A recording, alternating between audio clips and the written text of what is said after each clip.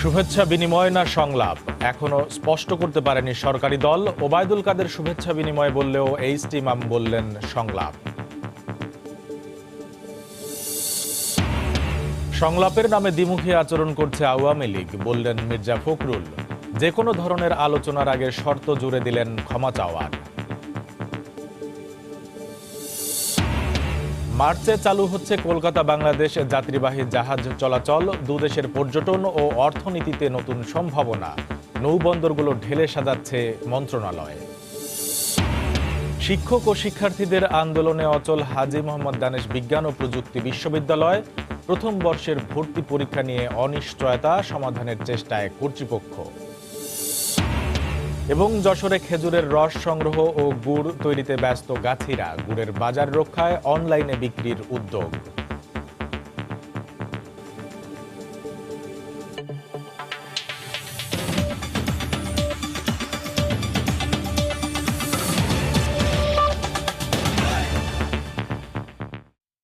দেখছিলেন শিরোনাম। বাংলার সময় সঙ্গে আছি আমি কামরুল হাসান সবুজ। রাজনৈতিক দলগুলোর সঙ্গে প্রধানমন্ত্রী আবারও সংলাপে বসবেন, নাকি গণভবনে শুধুই শুভেচ্ছা বিনিময় হবে? এ বিষয়টি এখনও স্পষ্ট করতে পারেনি সরকারি দল।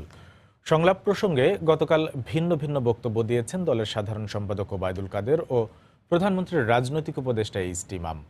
দলগুলোর সঙ্গে সংলাপ অনুষ্ঠিত হবে এমনটা এইচটি ইমাম স্পষ্ট করলেও ওবায়দুল কাদের বলছেন সংলাপের খবর মন গড়া।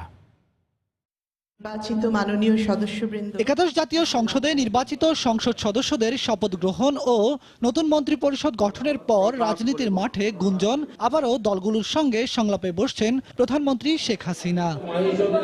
রোববার দলের এক যৌথ সভায় রাজনৈতিক দলগুলোর সঙ্গে মতবিনিময় সভার ইঙ্গিত দেন ওবায়দুল কাদের। তার একদিন পরে বিষয়টি স্পষ্ট করে তিনি বলেন, সংলাপ নয়, গণভবনে নির্বাচন পরবর্তী শুভেচ্ছা বিনিময় করবেন আওয়ামী লীগ সভাপতি। যাদের সাথে সংলাপ হয়েছে তাদেরকে তিনি আবার আমন্ত্রণ করবেন, তাদেরকে আহ্বান করবেন, নিমন্ত্রণ করবেন, তাদের সাথে কিছু মত বিনিময় করবেন।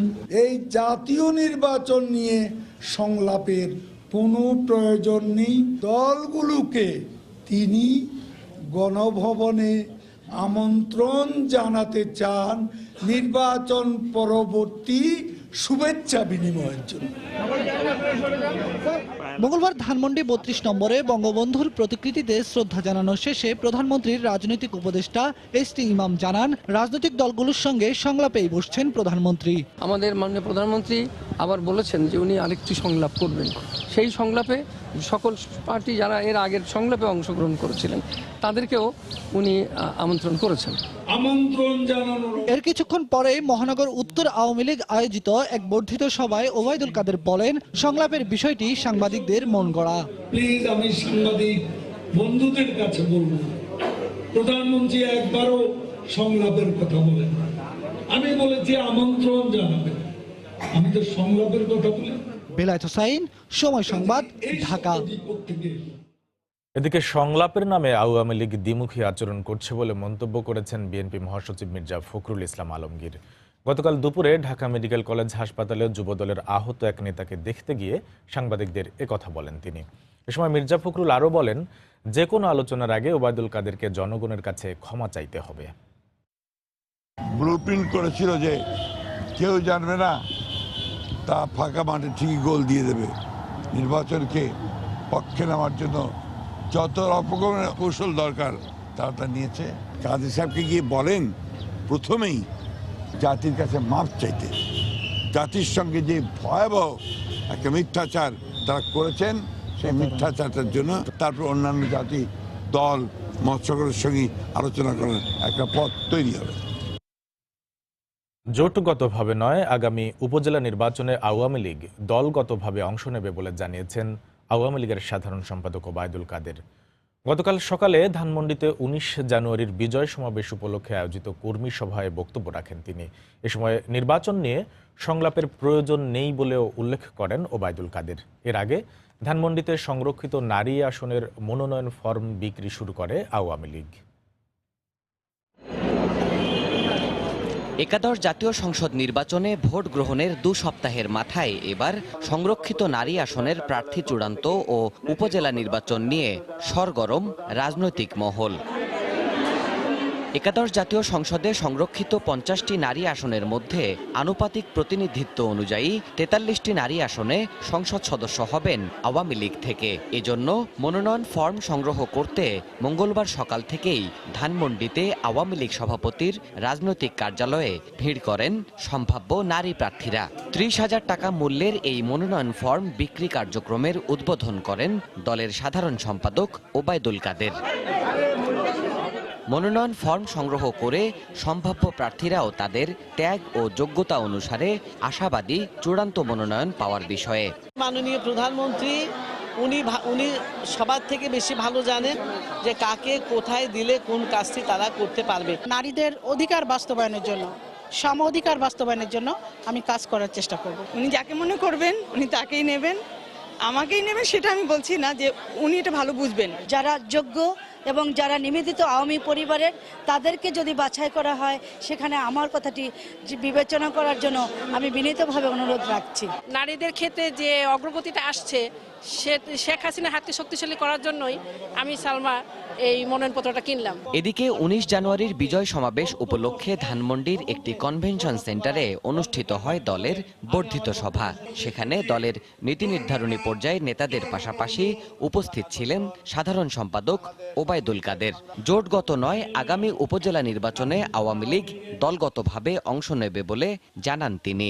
উপজেলা নির্বাচন আগামী মাসে নির্বাচন কমিশন শিডিউল ডিক্লেয়ার করবে।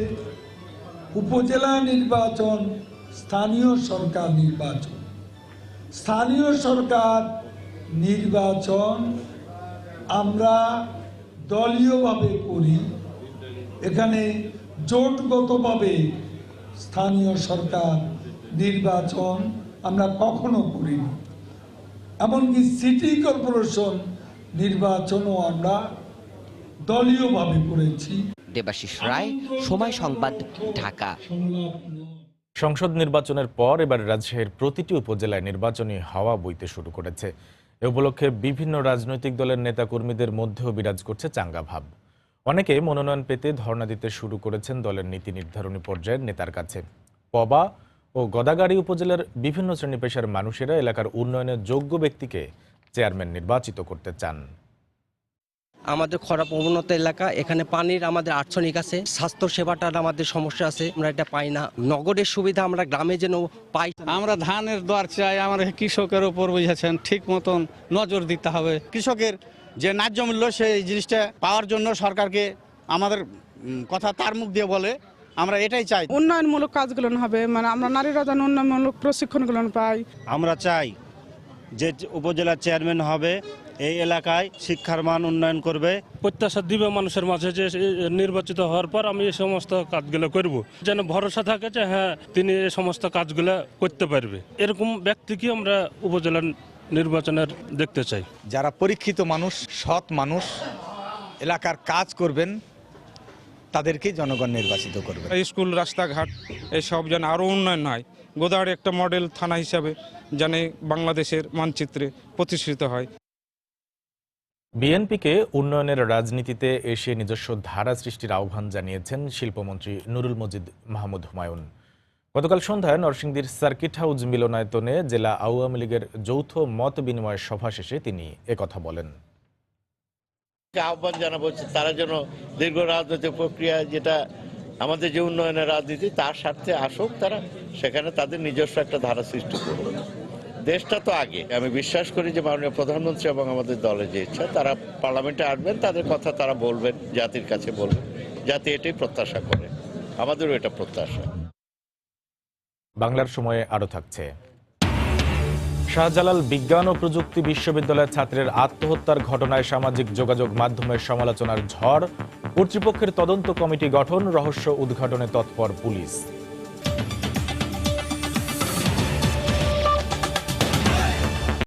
এবার নৌপথে ভারত যাওয়ার সুযোগ পেতে যাচ্ছেন বাংলাদেশিরা। সবকিছু ঠিকঠাক থাকলে আগামী মার্চে কলকাতা থেকে বাংলাদেশ হয়ে আসামের গুয়াহাটি পর্যন্ত জাহাজে করে শুরু হবে যাত্রী চলাচল। এতে শুধু যোগাযোগ ব্যবস্থার উন্নতি নয়, আরামদায়ক ভ্রমণ দুদেশের পর্যটন ও অর্থনীতিতে খুলবে নতুন দুয়ার। এ উপলক্ষে দেশের নৌবন্দরগুলোকে ঢেলে সাজানোর পাশাপাশি নেওয়া হচ্ছে ব্যাপক প্রস্তুতি। নৌ যোগাযোগের সম্ভাব্য সব দিক বিবেচনা করতে বৃহস্পতিবার বৈঠকে বসছে সরকারের সংশ্লিষ্ট দপ্তরগুলো। এহসান জুয়েলের রিপোর্ট।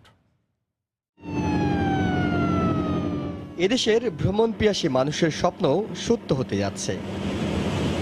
এবার দুপারের সবুজ প্রকৃতি দেখে আর নদীর কলতান শুনতে শুনতে জাহাজে ভ্রমণ করে যাওয়া যাবে ভারত।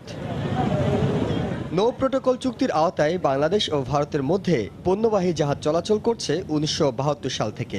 গত বছরের সেপ্টেম্বরে দুই দেশের মধ্যে এসওপি অনুসারে আগামী মার্চ মাস থেকে যাত্রীবাহী জাহাজ চলাচল শুরুর ব্যাপারে এর মধ্যে আগ্রহ দেখিয়েছে দুটি কোম্পানি। এর মধ্যে আরভি বেঙ্গল গঙ্গা ভারতের আর জার্নি প্লাস প্রতিষ্ঠানটি বাংলাদেশের। মূলত ভারতের কলকাতা হয়ে বরিশাল, চাঁদপুর, নারায়ণগঞ্জ হয়ে ঢাকা আসবে এই রুটের জাহাজ। পরে ঢাকা, মাওয়া, আরিচা, সিরাজগঞ্জ, চিলমারি হয়ে যাবে আসামের গুয়াহাটি। এই উপলক্ষে সব প্রস্তুতি সম্পন্ন করেছে বাংলাদেশ। ইতিমধ্যেই অবকাঠামোগত উন্নয়নের কাজ শুরু হয়ে গেছে। 31টা নদী বন্দর, তার মধ্যে 6টা নদী বন্দর হচ্ছে প্রোটোকল রুটের আন্ডারে। ইমিগ্রেশন ফ্যাসিলিটি ডেভেলপ করার জন্য আপাতত টেম্পোরারি কিছু ব্যবস্থা করা হচ্ছে। আগামী 1 থেকে 1.5 বছরের ভিতরে একটা আন্তর্জাতিক মানের স্ট্রাকচারাল একটা অবকাঠামোগত উন্নয়ন আমরা সাধন করতে পারবো। কলকাতা থেকে গুয়াহাটি 1535 কিলোমিটার পুরো ভ্রমণে সময় লাগবে 17 দিন। আগামী 29 মার্চ শুরু হবে প্রথমবারের মতো এই যাত্রা। মূলত পর্যটকদের লক্ষ্য করে শুরু হওয়া এই প্রকল্পে একজন যাত্রীর খরচ হতে পারে 20 থেকে 25,000 টাকা। বিআইডব্লিউটিসি তার একটি জাহাজ আমরা চেষ্টা করতেছি যে এটা ঢাকা থেকে কলকাতা পর্যন্ত চালু করার জন্য।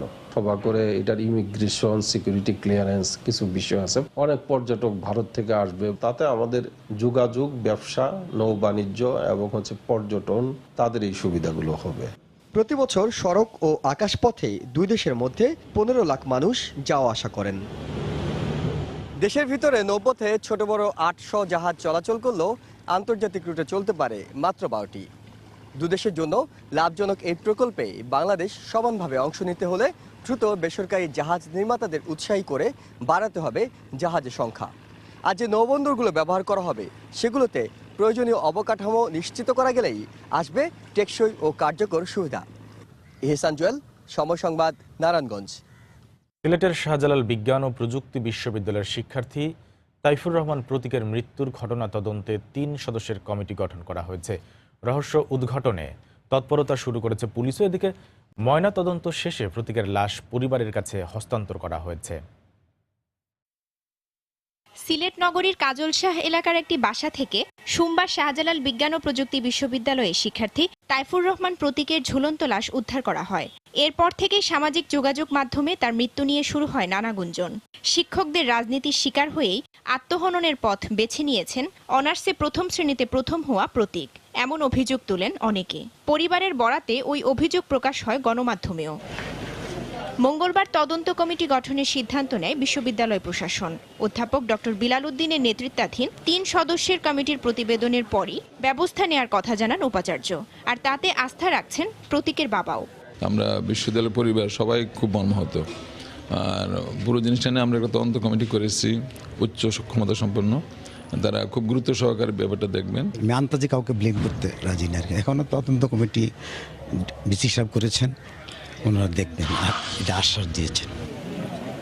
মঙ্গলবার সিলেটের ওসমানী মেডিকেল কলেজ হাসপাতালে প্রতীকের মরদেহের ময়নাতদন্ত সম্পন্ন হয়। পরে পুলিশ ও বিশ্ববিদ্যালয় প্রশাসনের উপস্থিতিতে লাশ পরিবারের কাছে হস্তান্তর করে হাসপাতাল কর্তৃপক্ষ। তার মোবাইল আমরা চেক করেছি, এটা আমরা পরবর্তীতে তদন্ত করে দেখব এটা অন্য কোনো ব্যাপার আছে কিনা। তার পরিবার সদস্যরা এসেছিলেন, কিন্তু স্পেসিফিকলি কোনো তারা অভিযোগ করেননি। তারা আইনানুগভাবে যেটা বের হয় সেটাই মেনে নেবেন। তাইফুর রহমান প্রতীক বিশ্ববিদ্যালয়ের জেনেটিক ইঞ্জিনিয়ারিং ও বায়োটেকনোলজি বিভাগের মাস্টার্স শেষ পর্বের শিক্ষার্থী ছিলেন। তার মৃত্যুর ঘটনায় কোতোয়ালি থানায় একটি অপমৃত্যু মামলা করেছে পুলিশ। সময় সংবাদ, সিলেট। একদিকে শিক্ষার্থী, অপরদিকে সহকারী অধ্যাপকদের আন্দোলনের মুখে দিনাজপুর হাজী মোহাম্মদ দানেশ বিজ্ঞান ও প্রযুক্তি বিশ্ববিদ্যালয়ের শিক্ষা ব্যবস্থায় চরম অচলাবস্থার সৃষ্টি হয়েছে। সেশন জটে পড়েছে বিশ্ববিদ্যালয়ের 8টি ফ্যাকাল্টি। সংকট নিরসনে গতকাল একাডেমিক কাউন্সিল মিটিং বসলেও কোনো সিদ্ধান্ত ছাড়াই তা শেষ হয়। এই অবস্থায় 20 জানুয়ারি প্রথম বর্ষের ভর্তি পরীক্ষা নিয়ে দেখা দিয়েছে অনিশ্চয়তা। গোলাম নবী দুলালের পাঠানো তথ্য, মনজিদ আলম শিমুলের তোলা ছবি নিয়ে রিপোর্ট। দিনাজপুর হাজী মোহাম্মদ দানেশ বিজ্ঞান ও প্রযুক্তি বিশ্ববিদ্যালয়ে বেতন বৈষম্যের প্রতিবাদ জানাতে গিয়ে আন্দোলনরত সহকারী অধ্যাপকরা গত 14 নভেম্বর একদল ছাত্রের হাতে লাঞ্ছিত হন। শিক্ষকরা দোষীদের বিচারের দাবিতে পরের দিন থেকে প্রতীকী অনশনের পাশাপাশি ক্লাস ও পরীক্ষা বর্জন শুরু করেন। এ অবস্থায় সেশন জটের হাত থেকে মুক্তি পেতে ক্ষুব্ধ শিক্ষার্থীরা ক্লাস পরীক্ষা চালুর দাবিতে বিশ্ববিদ্যালয়ের প্রশাসনিক ভবনে তালা ঝুলিয়ে দেয়। গত 12 নভেম্বর ফাইনাল পরীক্ষা শেষ করলেও এখন পর্যন্ত আমাদের 3টা ল্যাব বাকি আছে, যার জন্য আমরা পরবর্তী সেমিস্টারে উঠতে পারতেছি না। 6 বছর আমাদের রানিং চলতেছে, এর বেশি আমরা আর কতদিন থাকবো? আমরা কোনো চাকরির পরীক্ষাতেও অ্যাপ্লাই করতে পারছি না, শুধুমাত্র আমাদের এই 3-4টা পরীক্ষা আটকে থাকার জন্য। প্রশাসন কোনো ব্যবস্থা নিতে পারে নাই, এখনো কোনো সমাধান হয় না। দাবি হচ্ছে যে আমাদের যে ক্লাস পরীক্ষাগুলো বন্ধ আছে সেগুলো হচ্ছে চালু করা। এদিকে একাডেমিক কাউন্সিলের বৈঠক শেষে আন্দোলনরত শিক্ষকরা জানিয়েছেন, বৈঠকে শিক্ষকদের দাবির বিষয়ে কোনো সিদ্ধান্ত হয়নি। আমাদের দাবি নিয়ে কোনো আলোচনাই হয়নি, ওনার কথা ক্লাসে ফিরে আসে, আলোচনা পরে হবে। গত 14 নভেম্বর এবং 29 নভেম্বরের দুইটি অনাকাঙ্ক্ষিত ঘটনা উদ্দেশ্য প্রণোদিত মনোভাব পরিত্যাগ করে নিরপেক্ষ বিচার প্রক্রিয়া অবলম্বন করে বিচার কার্য শুরু না করবেন ততক্ষণ পর্যন্ত প্রগতিশীল শিক্ষক ফোরাম সহ 57 জন শিক্ষক ক্লাস কার্যক্রমে অংশগ্রহণ করবে না। এদিকে বৈঠকে কোনো সিদ্ধান্ত হয়নি এমন কথা প্রত্যাখ্যান করে বিশ্ববিদ্যালয়ের রেজিস্ট্রার জানিয়েছেন, উপাচার্য সমস্যা সমাধানের পথ বের করবেন। যারা আন্দোলনকারী তারা যদি এগ্রি করে তো আমাদের তো আপত্তি নেই, আমরা ক্লাসে যাব। উনি বসে ওনার মতো করে কি সিদ্ধান্ত দেয়, যে এমন সিদ্ধান্ত যদি ওনাদেরকে স্যাটিসফাই করে কিন্তু ইনস্ট্যান্টলি সমাধান হলো। 1999 সালে প্রতিষ্ঠিত এই বিশ্ববিদ্যালয়ে শিক্ষার্থী 10,500 রয়েছে 3 শতাধিক বিদেশি শিক্ষার্থীও। সময় সংবাদ, দিনাজপুর। প্রাথমিক বিদ্যালয়ের শিক্ষকরা যাতে তাদের সন্তানদের কিন্ডারগার্টেনে না পাঠিয়ে নিজেদের স্কুলে পড়ান সে ব্যবস্থা করা হবে বলে জানিয়েছেন প্রাথমিক ও গণশিক্ষা মন্ত্রী মোহাম্মদ জাকির হোসেন। গতকাল দুপুরে সচিবালয় সংবাদ সম্মেলনে তিনি জানান, প্রাথমিকের সহকারী ও প্রধান শিক্ষকের বেতনে বৈষম্য কমানো হবে।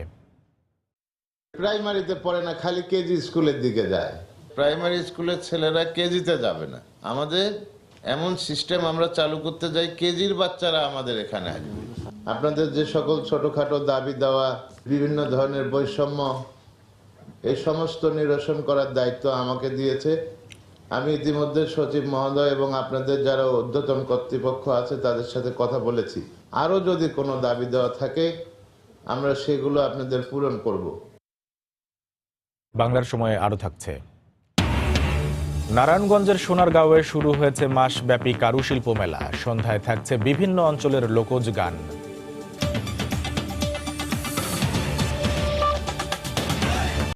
দেশের সব অনলাইন পত্রিকা ও টেলিভিশন নীতিমালার আওতায় আনা হবে বলে জানিয়েছেন তথ্যমন্ত্রী ডক্টর হাসান মাহমুদ। গতকাল সকালে চট্টগ্রাম সার্কিট হাউসে সাংবাদিকদের সঙ্গে মত বিনিময় সভায় তিনি কথা বলেন। শিগগিরই সংবাদপত্রের নবম ওয়েজ বোর্ড বাস্তবায়নের আশ্বাস দেন তথ্যমন্ত্রী। বাংলাদেশে শুধু নয়, সমগ্র পৃথিবীতে অনলাইন মিডিয়ার ব্যাপক বিস্তৃতি ঘটেছে। এই বিস্তৃতি বন্ধ করা সঠিক নয়। অনলাইনে যখন রেজিস্ট্রেশনের ব্যবস্থা হবে নীতিমালার ভিত্তিতে, তখন এই যে উই4 অনলাইন এগুলো বন্ধ হয়ে যাবে। অনলাইন টেলিভিশনেরও অনুমোদন নেওয়ার একটা ব্যবস্থা আমরা করব। যত দ্রুত সম্ভব নবম ওয়েজ বোর্ডের বাস্তবায়নের লক্ষ্যে কাজ করব। আলাপ আলোচনার মাধ্যমে মিয়ানমারের সঙ্গে রোহিঙ্গা সহ সব সমস্যার শান্তিপূর্ণভাবে সমাধান করা হবে বলে জানিয়েছেন পররাষ্ট্রমন্ত্রী AK আব্দুল মোমেন। গতকাল দুপুরে সিলেটে হযরত শাহজালাল রহমতুল্লাহ আলাইহির মাজার জিয়ারত শেষে সাংবাদিকদের তিনি কথা বলেন। এ সময় রোহিঙ্গা সমস্যা সমাধানে বিশ্ব সম্প্রদায়ের সহযোগিতা কামনা করেন তিনি। সমস্যা যদি অনেক দিন দিয়ে রাখা হয় তাহলে এই অঞ্চলে অশান্তি সৃষ্টি হতে পারে। তার ফলে বাংলাদেশ যেমন ক্ষতিগ্রস্ত হবে, মায়ানমারও ক্ষতিগ্রস্ত হবে।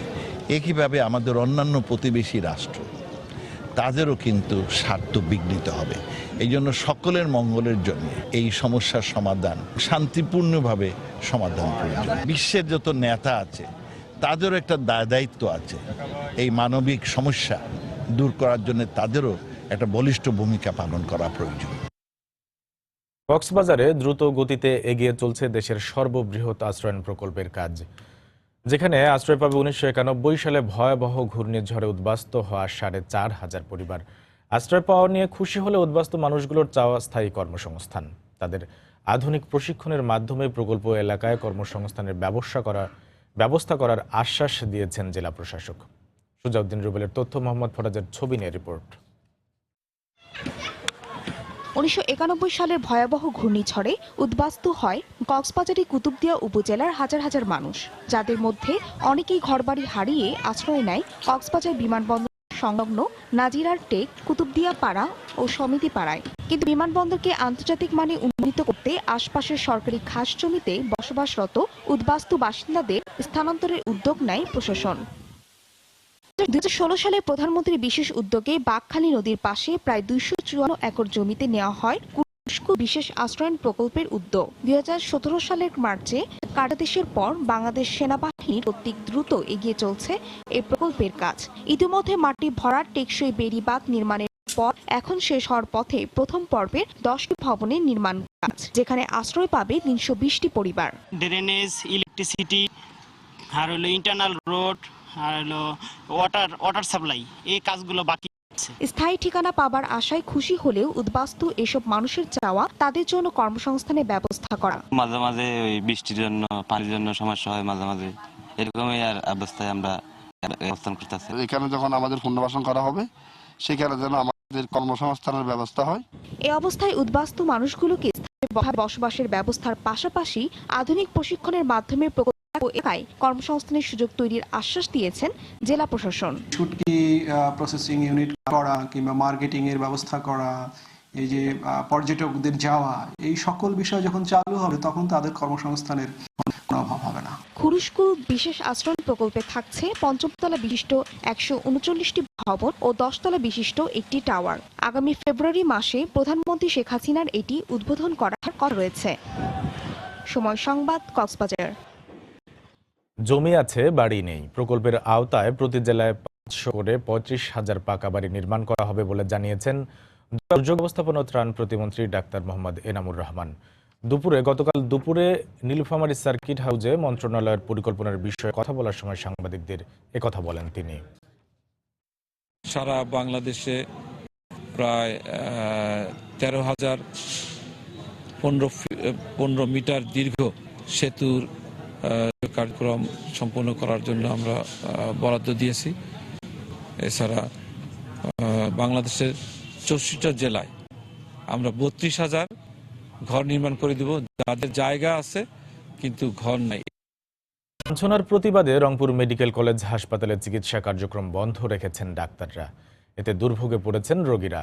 হাসপাতাল কর্তৃপক্ষ জানায়, দিনাজপুরের ফুলবাড়ি থানার এসআই আব্দুর রকিব হাসপাতালে অস্ত্রোপচার করেন। গতকাল অপারেশনের সময় ব্যথা পাওয়ার কথা জানালে চিকিৎসক সঞ্জয় মিত্রের সঙ্গে তার কথা কাটাকাটি হয়। এক পর্যায়ে চিকিৎসকদের সাথে রোগীর স্বজনদের মারামারির ঘটনা ঘটে। এরই প্রতিবাদে গতকাল সন্ধ্যা থেকে হাসপাতালের চিকিৎসা কার্যক্রম বন্ধ রাখে ডাক্তাররা। আপনারা তো ঘুষখোর, তাদের বিভিন্ন গালাগালি শুরু করছে, আমাকে ধাক্কাইছে এক পর্যায়ে। আমি বললাম তাহলে আমি পরিচালক স্যারের কাছে যাব।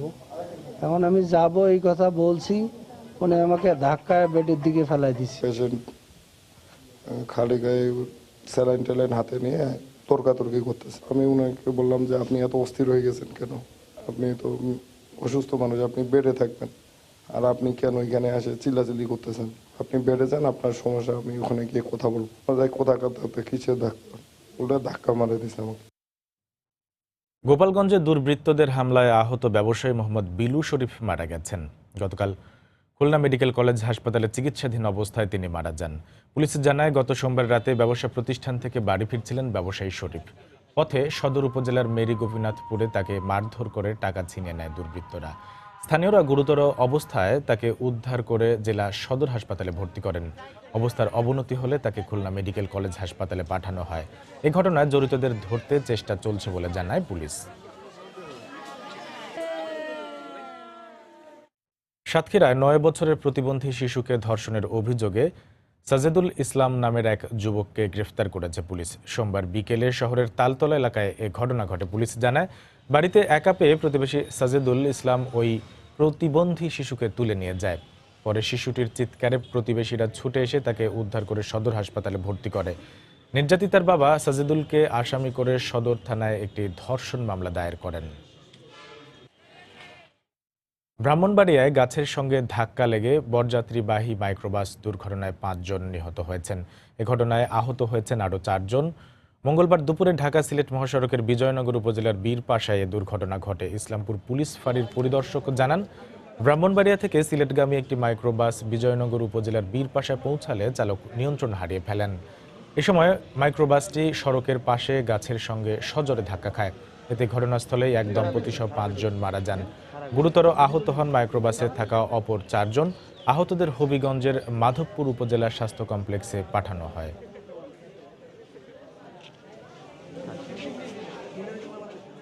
একটা গাড়িতে আমরা 10 জন ছিলাম। ওই গাড়িটা বিপাশার মোড়, সম্ভবত এই জায়গায় একটা জায়গা আছে। এই জায়গায় টার্ন নেওয়ার সময় স্পিডটা বেশি ছিল, উল্টা যায়।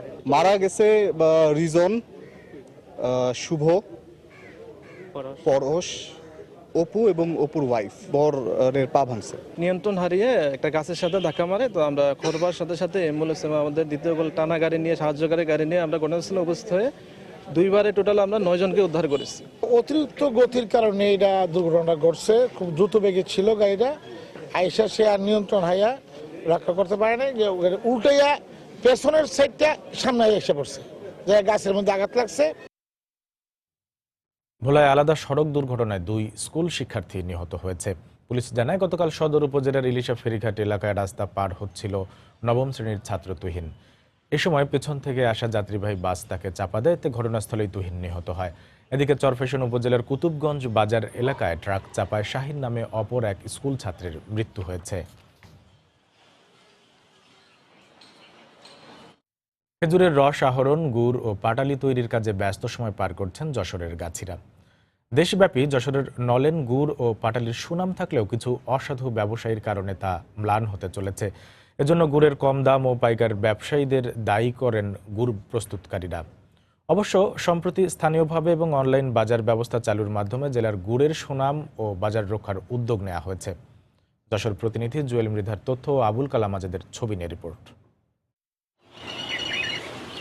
নলেন গুড়, পাটালি ও ঝোলা গুড়ের জন্য বিখ্যাত যশোরের খাজুরা, তেজরোল, এনায়েতপুর, লেবুতলা, পান্তাপাড়া, যাদবপুর, গোবরা, জহুরপুর, মাঝিলি, মথুরাপুর, তেলকূপ, মির্জাপুর এসব এলাকার বিস্তৃত জমি জুড়ে সারি সারি খেজুর গাছ।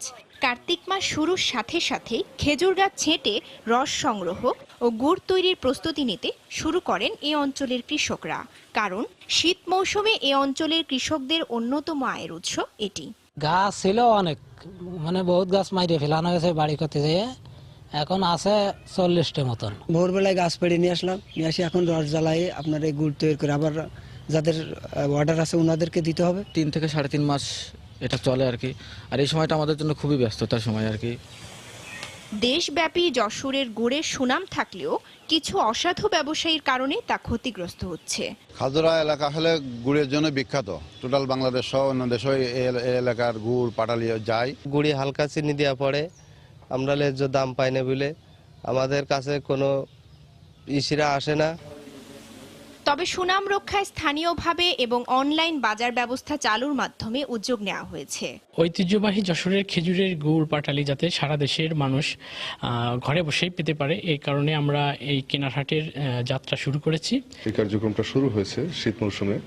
এখনো পর্যন্ত ফিডব্যাক খুবই ভালো। ক্রেতারা আমাদেরকে বিশ্বাস করছেন এবং আমরা পর্যাপ্ত অর্ডার পাচ্ছি।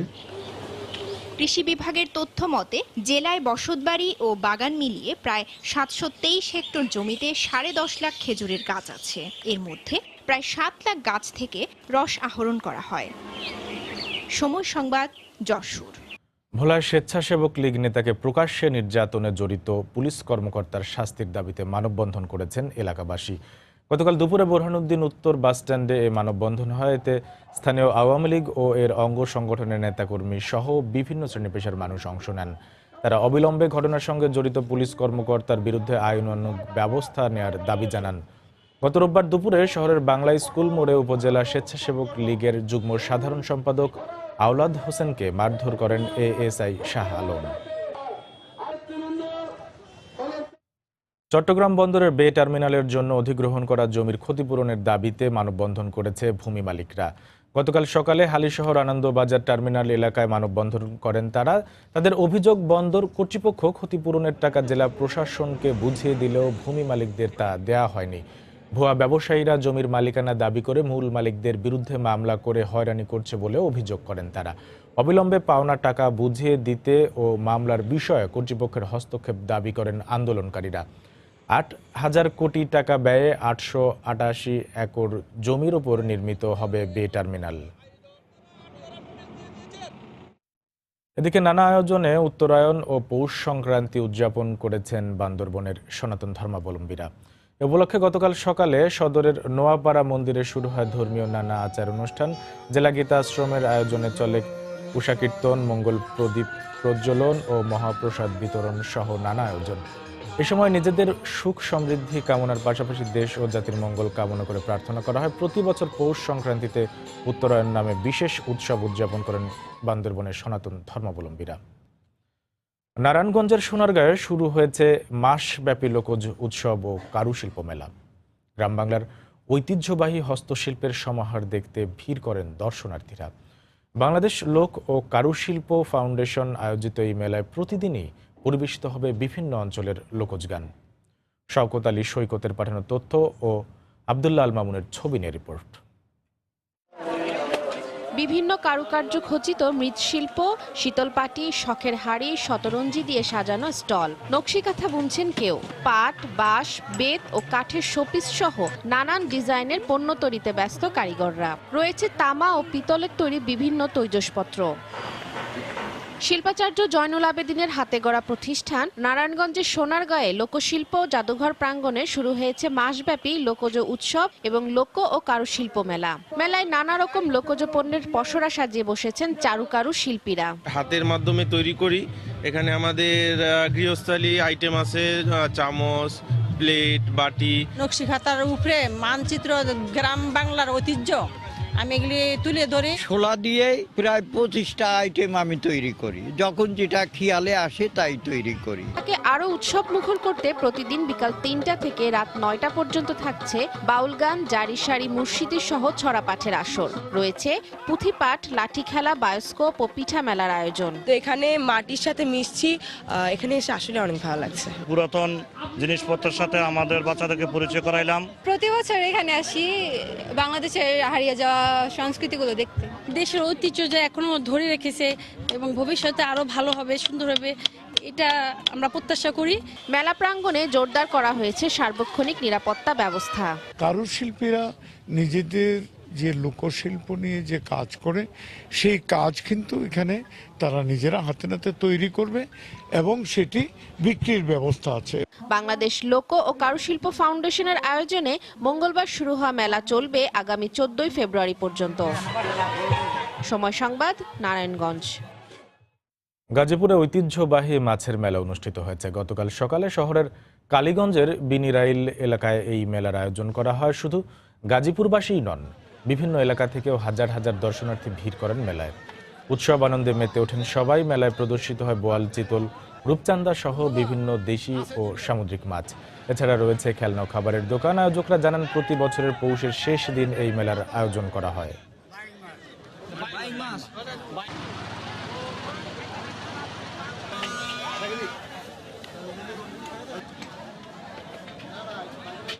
বাংলার সময়ের শীর্ষ সংবাদ জানিয়ে দিচ্ছি আরেকবার। শুভেচ্ছা বিনিময় না সংলাপ এখনো স্পষ্ট করতে পারেনি সরকারি দল। ওবায়দুল কাদের শুভেচ্ছা বিনিময় বললেও এইচটি ইমাম বললেন সংলাপ। সংলাপের নামে দ্বিমুখী আচরণ করছে আওয়ামী লীগ, বললেন মির্জা ফখরুল। যে কোনো ধরনের আলোচনার আগে শর্ত জুড়ে দিলেন ক্ষমা চাওয়ার। মার্চে চালু হচ্ছে কলকাতা বাংলাদেশ যাত্রীবাহী জাহাজ চলাচল। দুদেশের পর্যটন ও অর্থনীতিতে নতুন সম্ভাবনা। নৌবন্দরগুলো ঢেলে সাজাচ্ছে মন্ত্রণালয়। শিক্ষক ও শিক্ষার্থীদের আন্দোলনে অচল হাজী মোহাম্মদ দানেশ বিজ্ঞান ও প্রযুক্তি বিশ্ববিদ্যালয়। প্রথম বর্ষের ভর্তি পরীক্ষা নিয়ে অনিশ্চয়তা সমাধানের চেষ্টায় কর্তৃপক্ষ। এবং যশোরে খেজুরের রস সংগ্রহ ও গুড় তৈরিতে ব্যস্ত গাছিরা, গুড়ের বাজার রক্ষায় অনলাইনে বিক্রির উদ্যোগ।